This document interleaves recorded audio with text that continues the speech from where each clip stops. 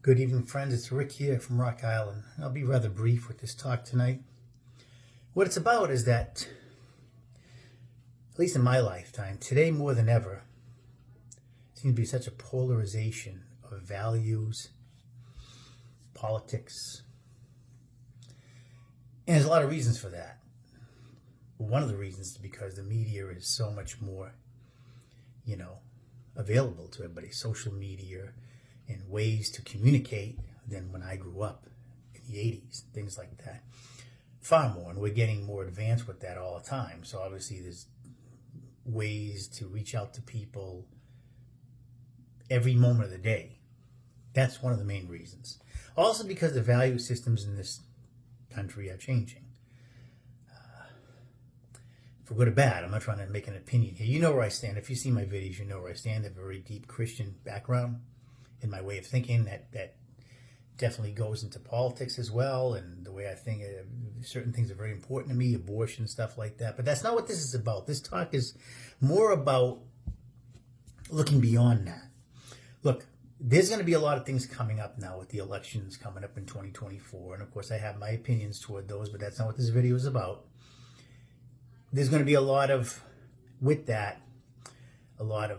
people being angry. Whoever winds up being nominated for president, is going to be a lot of heartaches that we've seen in the last 4 or 5 years, and it's going to probably get worse. Expect that, for good or bad. I expect it, and I'll stand for what I believe, just like I hope everybody here stands for what they believe. That's very important. But the one thing we have to remember is that when it comes to our relationship with family and friends that have been true to us for many years, it's very important to realize to separate the two. Especially as a Christian person, you have to learn to do that. But anybody, this is not just the Christian people I'm talking to. Anybody. I have family and friends who don't agree anything the way I believe. Politically, morally, not even close. But they're still my family and friends, and I still cherish them. And that's the point of this video. We need to, when it comes to people that are close to you, okay, blood is thicker than water.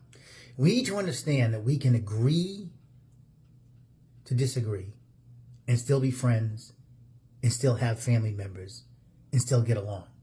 We're losing that a lot today. On either side, we're losing that. Right, left, whatever, we're losing that. If you don't think like I think, I'm not going to talk to you. I'm not going to have anything to do with you. That's not productive. It's not productive for your life. It's not productive for your future. And nobody grows and learns like that. You should cherish your family and friends. Regardless of how many times you see them. You don't have to see them all the time. You should cherish them.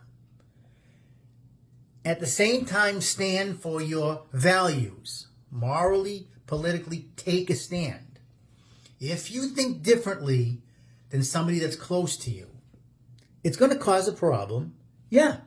If you're both very strong in what you believe, there's going to be some friction there. But never lose fact that you love that person as a friend or a family member, and never let your personal values become a source of hate, discontent. I don't want to talk to you anymore, because there's nothing about that that's good. You may think so right now, but you will regret that in the future. Learn to differentiate the love you have for a person close to you and the way they may have a concept of value system in politics. You can disagree. You can try to influence. As a Christian person, of course you try to influence.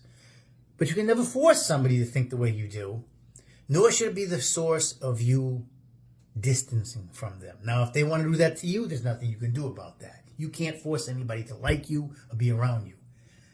But you as a person, fully entrenched in what you believe, and I've always advocated, stand for something, whatever it is. But understand, friendships and family are forever. And they supersede personal thinking. They should always be there. If you have a desire to think you can influence somebody, you're never going to do it if they're away from you. You're never going to do it if you wind up hating them or you don't talk to them. What is that going to do? Where do you gain out of that? Some sense of satisfaction. I told you so? No. So in this, as we grow into the holiday season and we come into the voting, so next year, 2024 is going to be, it's going to amp up. We know that. Take a stand. Understand what you're voting for. Whatever, politically, morally. But do not make it the cause of destroying ties with people that are close to you. I don't think anything less of anybody out there that thinks differently than me. I do not. It may appear that way when you're having conversations, but I don't. Not one bit. And I'm asking you not to do the same. Because in the end, when it's time for you to leave this world, you wind up getting sick, something happens, you know your time is short. All the politics and the bantering is going to mean zero to you because you're going to see that you're leaving this world. And if you don't have those family and friends by your side, you're going to wish you did. You may not admit it with pride, which is very bad, but you're going to wish you did. And it might be too late. Let's not go down that road. Stand for what you believe. Never take it personal. If somebody believes strongly, it's different than you. Okay.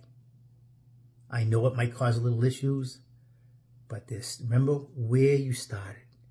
They're still your relatives. They're still your friends. They've been there for a long time. And hopefully they'll be there to the end. So it's Rick here from Rock Island. Just a little bit of advice here on a beautiful night of the 23rd here in the Midwest. God bless. Have a great, great night.